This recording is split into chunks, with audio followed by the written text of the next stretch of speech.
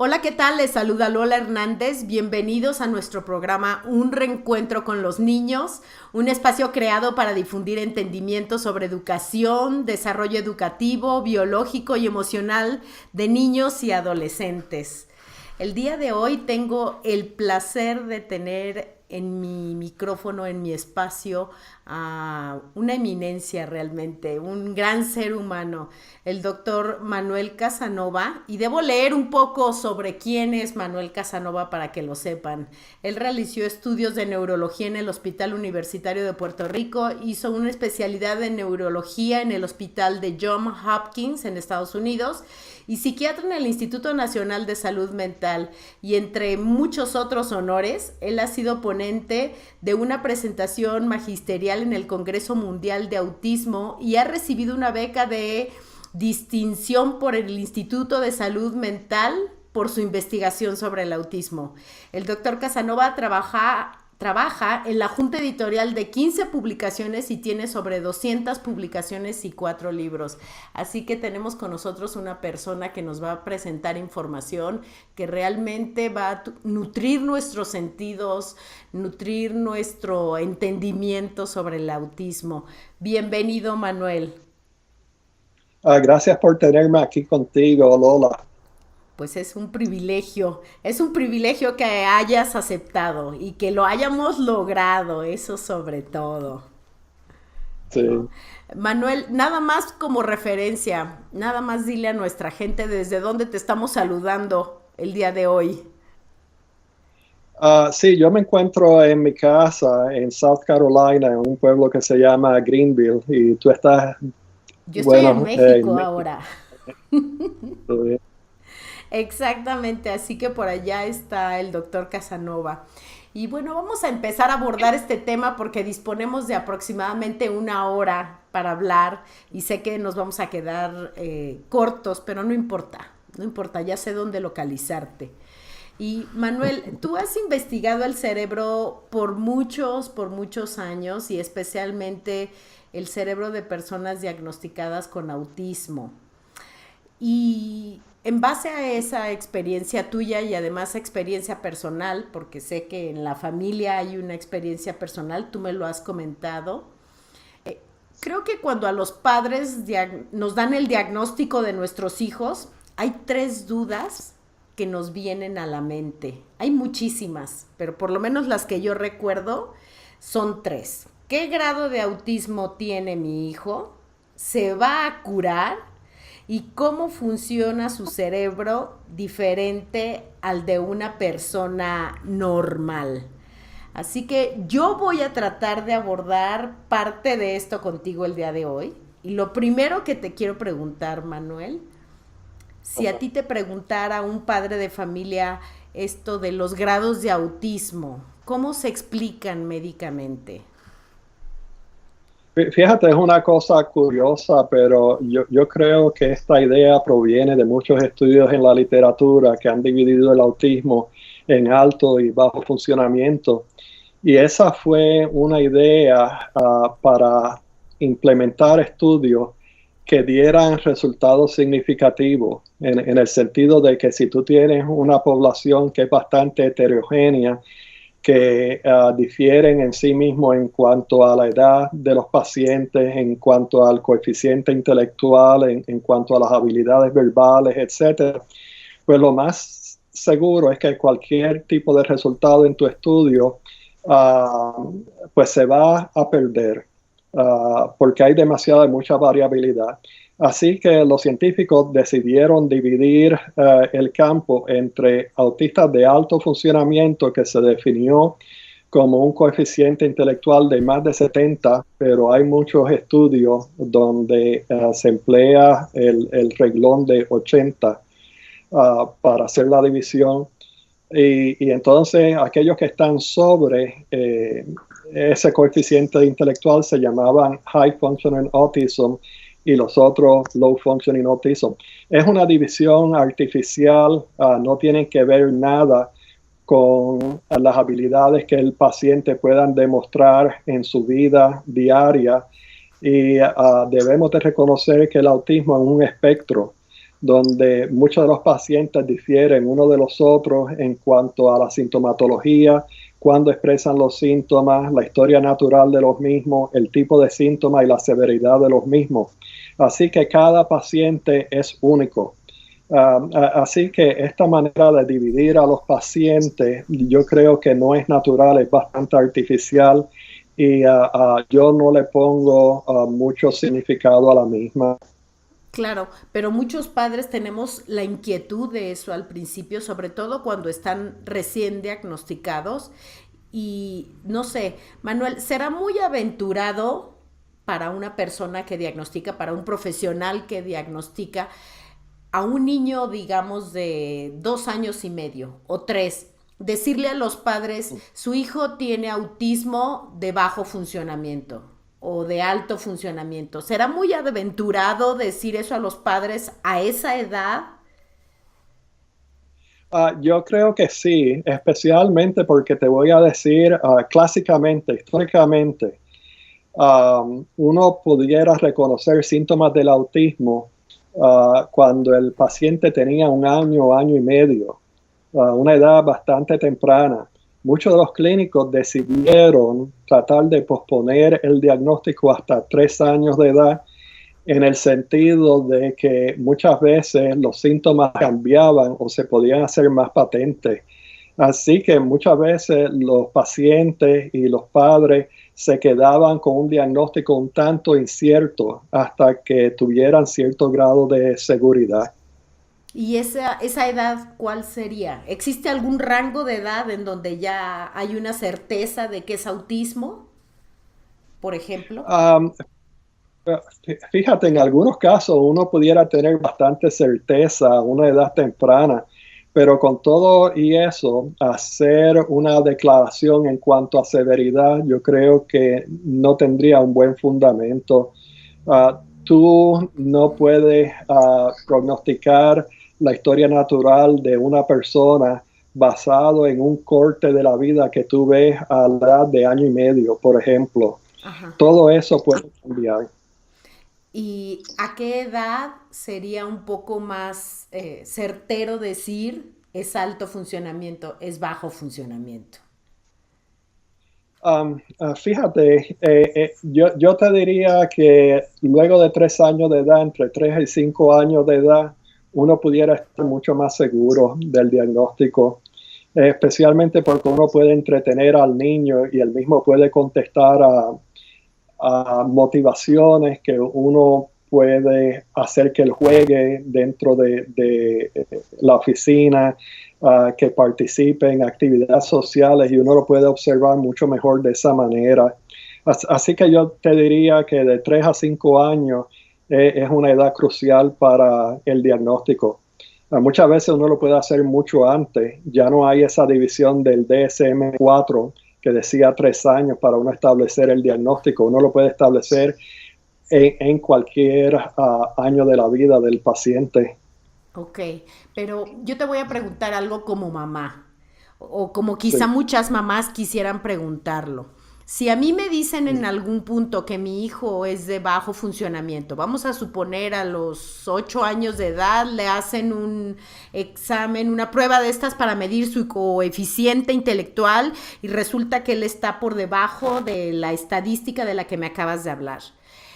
Eso significa que el pronóstico de él en su evolución es más bajo, que hay algo que probablemente va a costar más trabajo que se desarrolle, que salga adelante.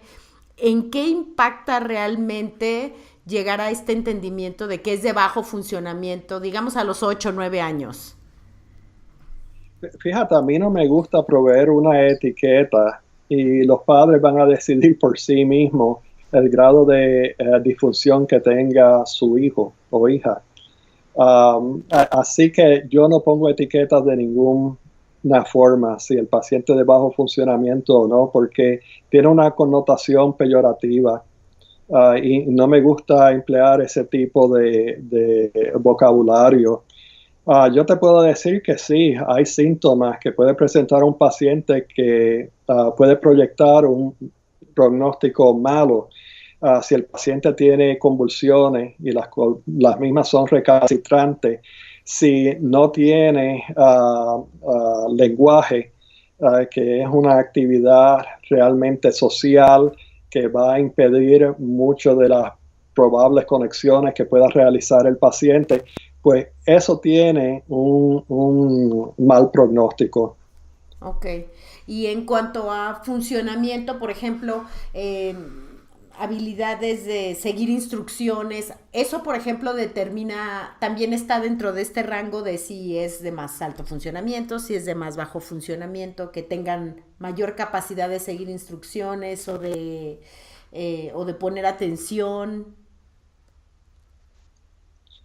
Uh, sí, fíjate, yo creo que esas son actividades de conducta que son bien subjetivas y que no se pueden cuantificar. Y lo que significa en un momento no seguir instrucciones, en otro momento puede que sea una falta de atención, en otro momento puede que el paciente esté inquieto. Son difíciles de interpretar. Y eso es uno de los problemas del autismo, que el mismo se diagnostica con conductas que uno pueda observar, pero que uno no tiene un marcador de laboratorio para establecer un diagnóstico cierto. Ok, perfecto. Bueno, Manuel, la segunda pregunta, que es la que muchas mamás nos hacemos y que creo que es la más difícil de escuchar y de procesarla a lo largo de la vida es, ¿se va a curar? Y sabemos que el autismo hasta hoy no tiene cura. Sin embargo, nos encontramos un montón de alternativas allá afuera ofreciendo cura para el autismo o padres de familia hablando sobre mi hijo se curó, por ejemplo, con una dieta, por ejemplo, con algún tratamiento específico del que hablan. ¿Qué hay de la cura del autismo, Manuel? Sí, fíjate, creo que fue en el 2008, hubo un artículo relativamente famoso que hizo como si fuera un metaanálisis en cuanto a la posible recuperación de pacientes autistas, teniendo como significado el hecho que ellos perdían el autista. Ellos dijeron que en la literatura se reportaba que de 3 a un 25% de los casos se podían recuperar y de lo que yo he podido leer, eso en realidad es una exageración. El porcentaje quizás sea bajo, más bajo. Hace unos 2 años yo asistí a un think tank del Autism Research Institute en Texas y hubo una presentación por Sue Swido, que es una jefe de una rama del NIMH, y que ella fue la que dirigió la sección para el diagnóstico de autismo bajo el DSM-5. Y ellos recogieron pacientes de toda la nación y de Canadá que supuestamente se habían recuperado del diagnóstico y realizaron estudios en cientos de ellos, revisando los datos clínicos, los historiales, etcétera. Y muy poco, quizás una docena de los pacientes que ellos pudieron entrevistar habían mejorado suficiente como para decir que se habían recuperado. Todos los pacientes, eso, tenían varias cosas en común. Para comenzar, posiblemente se hubiesen definido como de alto funcionamiento. Ellos tenían habilidades verbales, no padecían de convulsiones y habían tenido un diagnóstico a una edad temprana. Y los padres habían sido bastante militantes en cuanto a ofrecerles alternativas y tratamientos a los pacientes. Así que habían pasado muchísimas horas con ellos estableciendo diferentes tipos de terapia, especialmente conductuales. Así que hay muchos pacientes que se pueden recuperar en cuanto al diagnóstico, pero aún de esta misma serie, muchos de ellos no eran completamente típicos o completamente normales. De hecho, muchos de los padres tenían todavía reservaciones si sus hijos o hijas podían ir al colegio. Tenían miedo porque no habían recuperado completamente sus habilidades sociales. Muchos de ellos todavía tenían desórdenes afectivos, padecían de depresión, ansiedad o una condición mixta, depresivo y ansiedad al mismo tiempo. Así que no creían completamente que eran normales, pero habían perdido el diagnóstico. De nuevo, eso ha sido una minoría y en casos específicos. Claro, y ¿sabes qué? Ahorita que dices eso de perder el diagnóstico, yo sí quiero que nos hables un poquito de eso de perder el diagnóstico, porque créeme, hay una inmensa cantidad de padres de familia allá afuera preguntándose y siendo en ocasiones juicios muy fuertes sobre esto de perder el diagnóstico. Creo que está muy mal entendido. Cuando la gente piensa perdí el diagnóstico significa ya no tengo autismo, pero quedo dentro del espectro o ¿cómo es eso? Bueno, del estudio que yo te estaba diciendo en la pregunta anterior, el estudio que fue realizado por Susuido, ellos realizaron los diagnósticos bajo los criterios del DSM-4 que requerían anormalidades dentro de la socialización del paciente, anormalidades en cuanto a la comunicación verbal y no verbal del paciente, y en cuanto a intereses peculiares que el mismo tuviera y disturbios motores, especialmente en conductas repetitivas. Si ellos no tenían síntomas en estos tres clases, pues no se podían diagnosticar como autistas. Y lo que resulta es que si ellos perdían la sintomatología, pues también perdían el diagnóstico. Eso no quería decir que el paciente se hubiese recuperado por completo. El paciente a lo mejor hubiese podido demostrar mejoras en cuanto a la socialización, pero todavía tenía problemas en la comunicación. Así que no quiere decir que el paciente se haya recuperado del todo.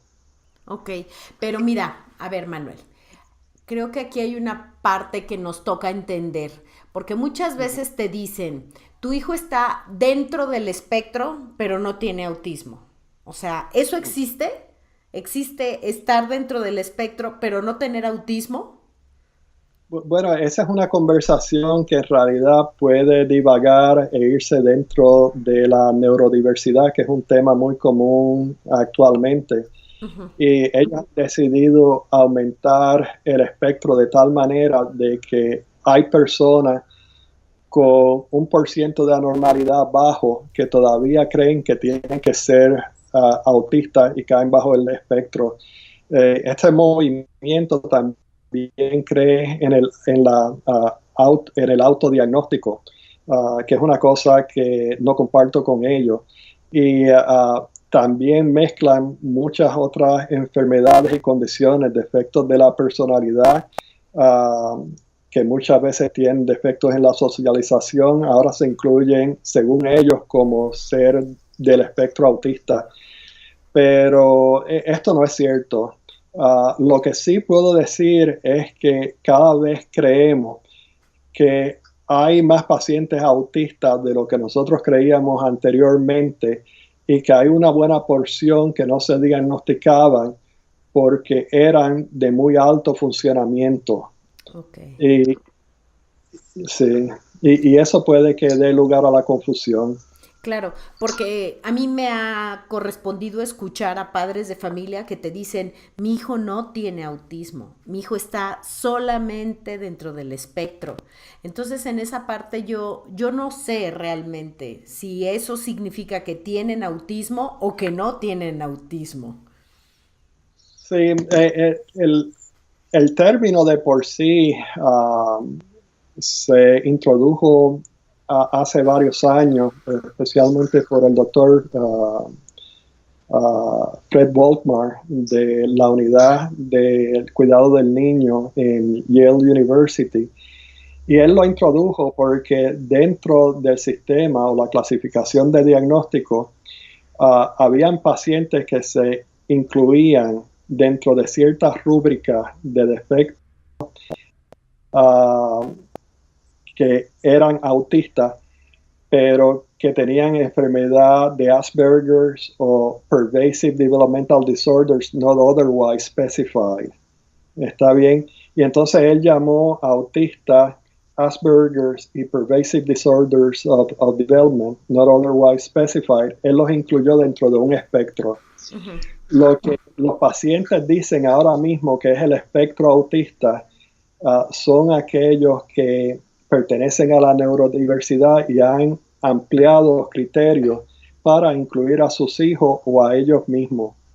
Y esos eran los que creían en autodiagnóstico y es más bien problemática, pero no creo que tenga que ver mucho con lo que estamos discutiendo actualmente. Podemos discutir la neurodiversidad si tú lo quieres, ajá, pero nos llevaría en una tangencia un poquito. Sí, no, para nada. Yo la realidad es que te estoy haciendo preguntas que yo escucho con mucha frecuencia, por ejemplo, aquí en México o en lugares en donde yo trabajo como con los padres de familia, y parece haber un mal entendimiento, ¿no? Una mala información.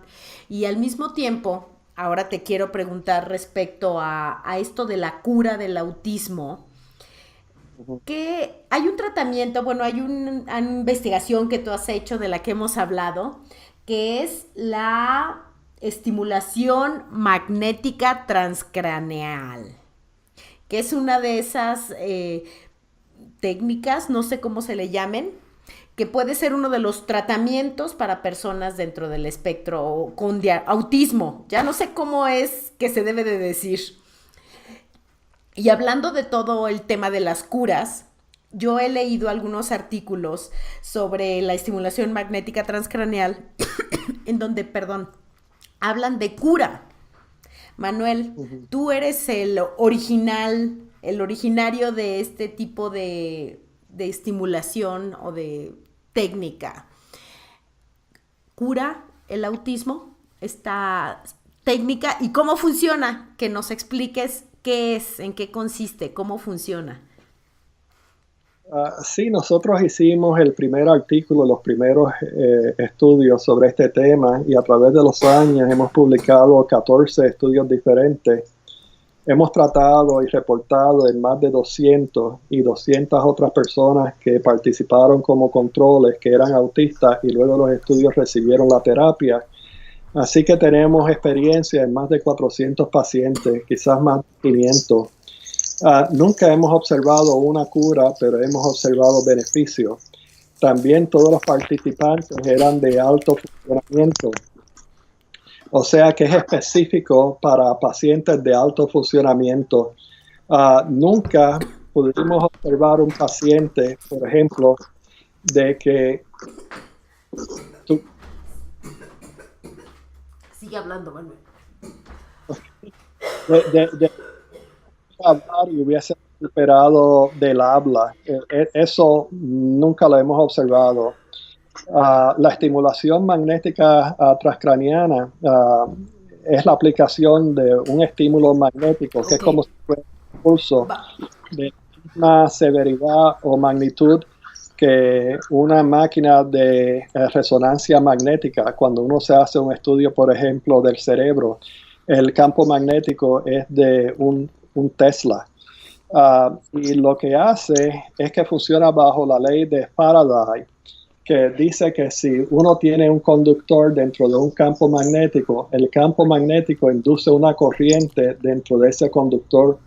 En el caso del cerebro, el conductor viene siendo las acciones de las neuronas, así que fuerza a que ciertas neuronas trabajen. En el caso de nosotros, cuando utilizamos cierto protocolo que utiliza bajo frecuencia de la estimulación transcraneal, magnética transcraniana, es específico para células que son inhibitorias. así que tiende a aumentar la inhibición dentro del cerebro de los pacientes autistas. Y esto es importante porque nosotros hemos demostrado en muchos estudios post-mortem, de autopsia, que hay una falta de balance en la acción de neuronas que son inhibitorias cuando las comparamos con neuronas que son excitatorias.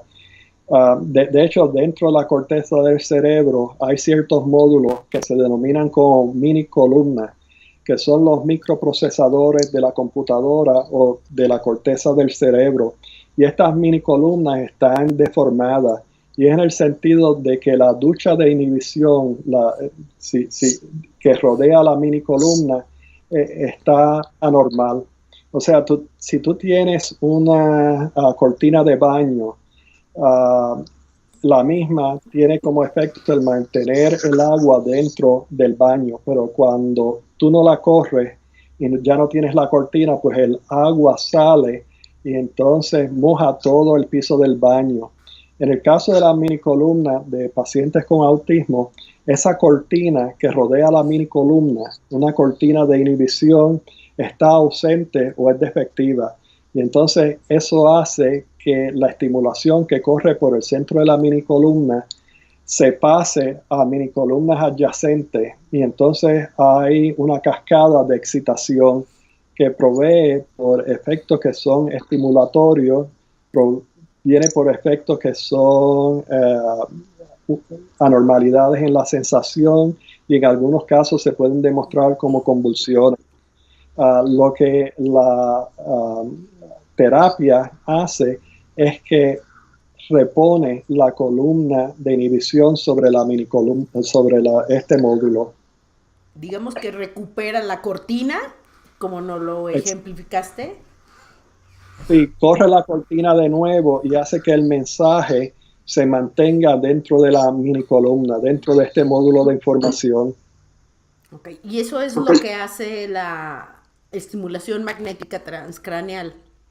Pero no han habido casos de cura totalmente que tú hayas experimentado. No, y también de las demás personas que yo he visto, nunca se ha reportado una cura. Hay quizás una información falsa porque hay un libro de una persona que es bastante reconocida dentro de la comunidad autista.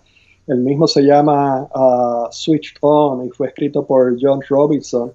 Y John dice que luego de haber experimentado su primera sesión con este tipo de terapia, él se recuperó y que esa recuperación se ha mantenido a través de los años.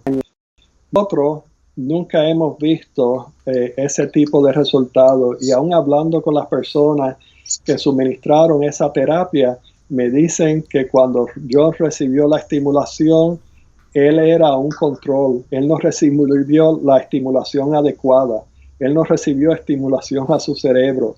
Así que uno pudiera decir que la mejoría de él se debe a un efecto de placebo. Ok, y Manuel, ¿quién sería candidato para este tipo de tratamiento? ¿Qué personas, con qué perfil? Fíjate, yo te diría que serían niños de temprana edad. La mayor parte de los resultados de nosotros sugiere que mientras más temprana se aplica, mejores son los resultados. Son niños que también tienen alto funcionamiento y que no tienen convulsiones, que es una contraindicación a recibir la terapia. Y cuando dices alto funcionamiento, ¿de qué estamos hablando? O sea, ¿qué van a requerir ustedes o los que apliquen la terapia? ¿Qué van a requerir de los niños que puedan hacer durante el tratamiento?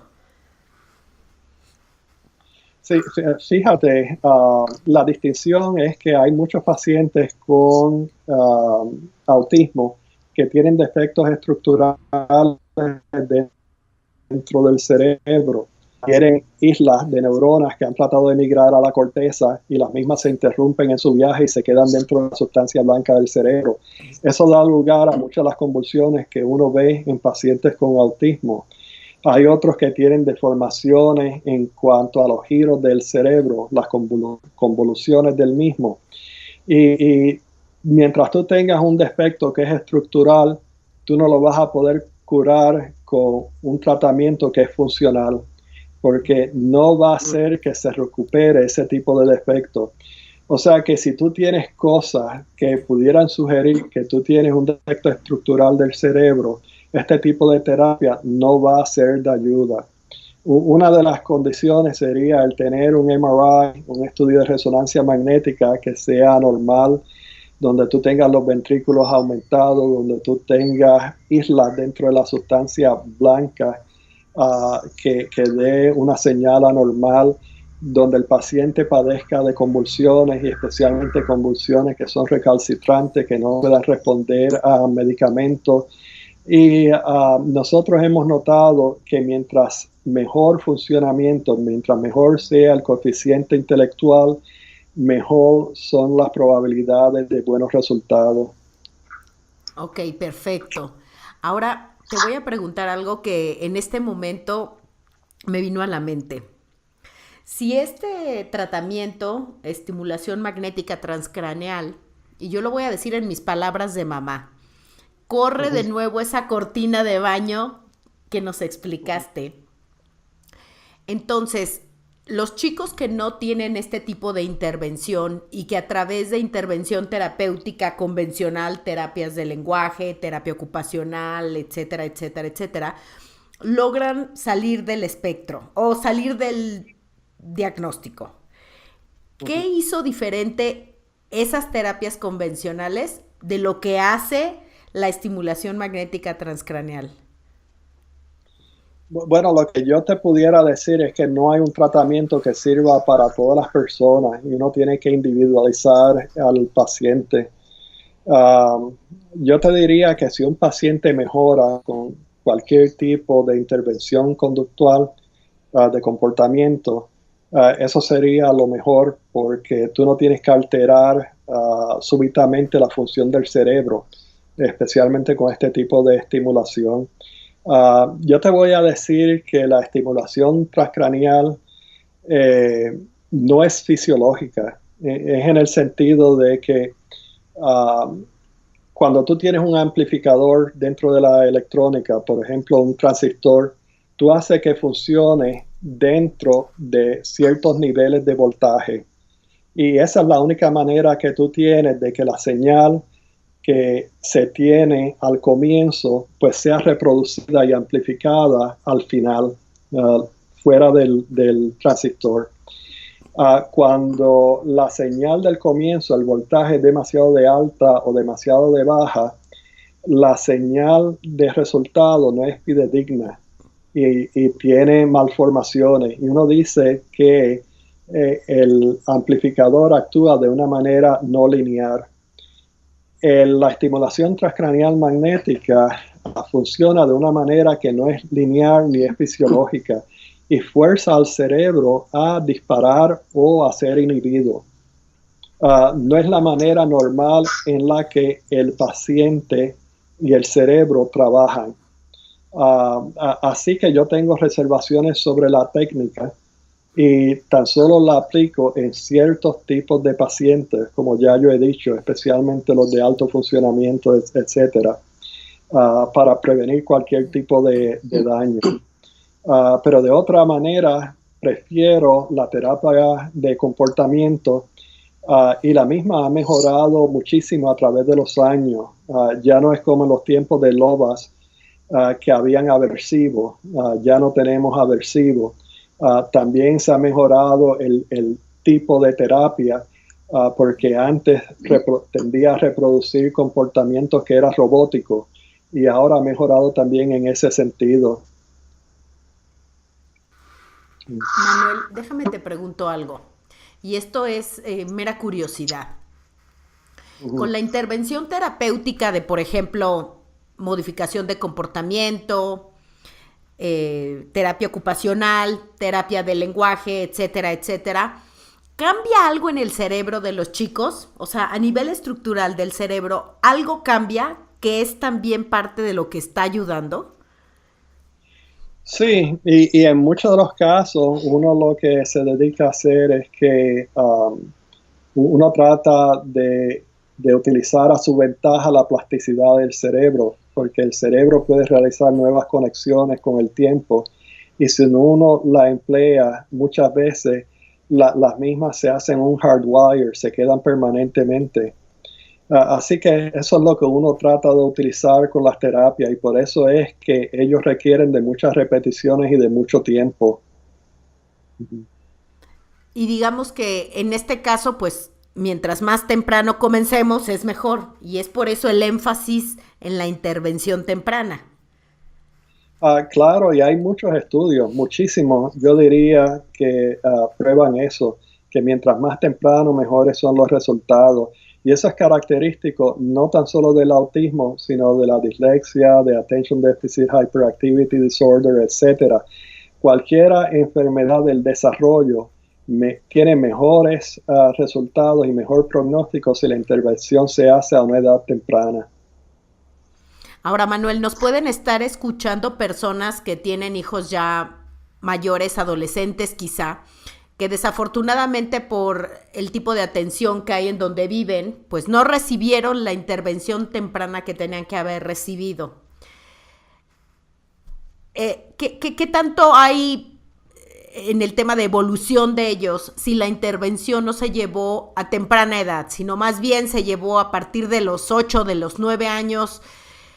¿Esto todavía va a funcionar bien? ¿Esto todavía va a ayudar? Sí, todavía hay buenos resultados, especialmente con pacientes de alto funcionamiento. Hay muchas mejorías. ¿Y los adolescentes? Aquellos que ya les llegó tarde la intervención. Sí, también hay mejoría. Yo te diría de que hay problemas específicos con cada etapa del desarrollo, y que lo mejor que pueden hacer los familiares es interesarse y educarse en cuanto a la condición de sus hijos. Eso quizás lo que promueva el mejor pronóstico. Y me parece que esa es una frase excelente para ir cerrando este programa, porque creo que en muchos países todavía estamos muy lejos de tener todos los recursos que países como Estados Unidos, como países en Europa, no sé, Inglaterra, tener todos los servicios que tienen para nuestros chicos. Y ahorita lo único que nos queda, pues es lo que los padres de familia hagan, mientras todo lo demás se desarrolla. Fíjate, yo he ido a muchos países, y cada vez que visito a Rusia o a China o a Francia, uh, me voy a las diferentes escuelas de educación especial, veo cómo es que se tratan los niños, y muchos de ellos me preguntan, luego de enseñarme todo lo que ellos hacen, si pudieran hacer algo mejor y que pudieran aprender de mí. Y yo siempre me maravillo con todo lo que hacen los padres en diferentes partes del mundo. Y yo me encuentro que aún estando en Estados Unidos, yo aprendo mucho de ellos. En la China, por ejemplo, hay muchas terapias que se dedican a masaje.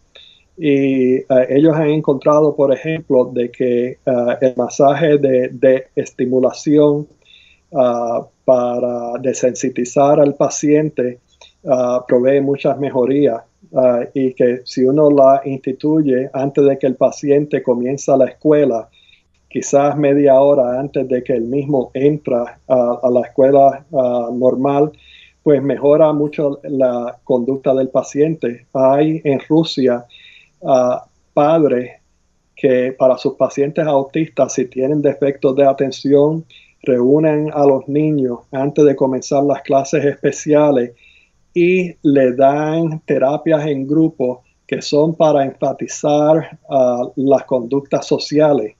Y antes de que comienzan su educación normal, pues han participado en media hora, 45 minutos de estas terapias en grupo.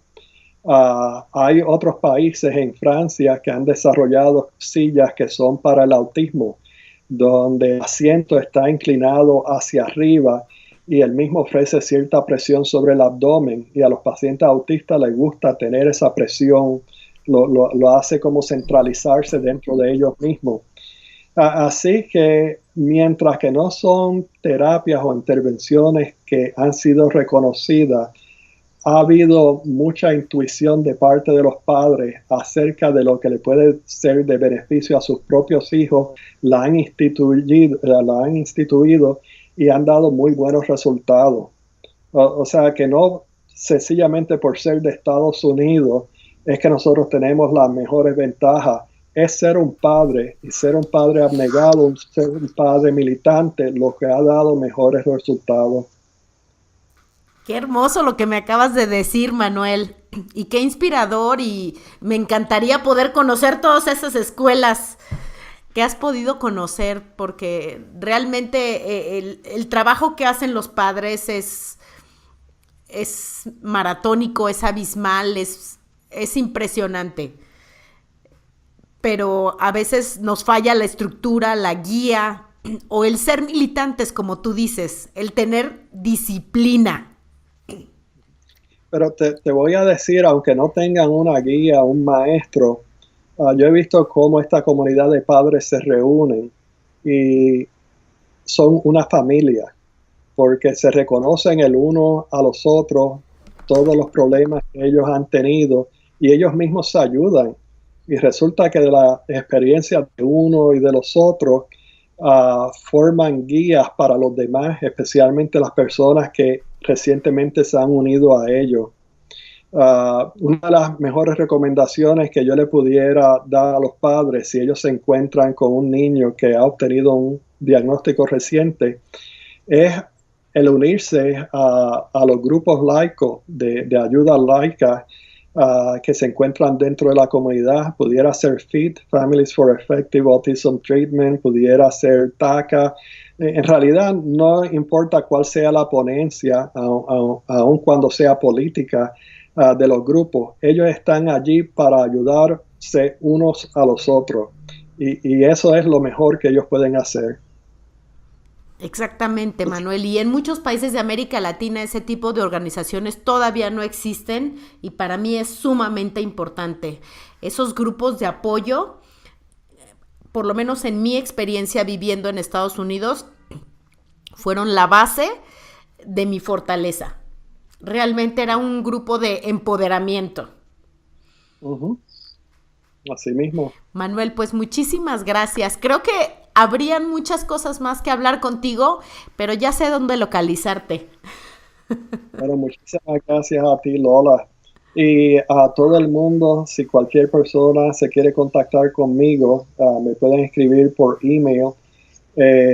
Tan solo poniendo mi nombre, Manuel Casanova, dentro de cualquier URL pueden encontrar la información de contacto conmigo, o escribirme a mi blog también, que es Cortical Chauvinism, y allí contestaré todas sus preguntas.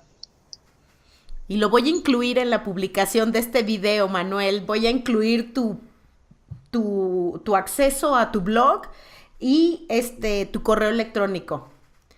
Fantástico. Mil gracias, Manuel. Fue un placer conversar contigo. Que tengas un hermoso fin de semana y nos vamos a escuchar muy pronto. Ok, nos vemos entonces, Lola. Bye. Gracias, Manuel. Hasta luego. Nos escuchamos en nuestra próxima sección de este programa. Que pasen un hermoso día.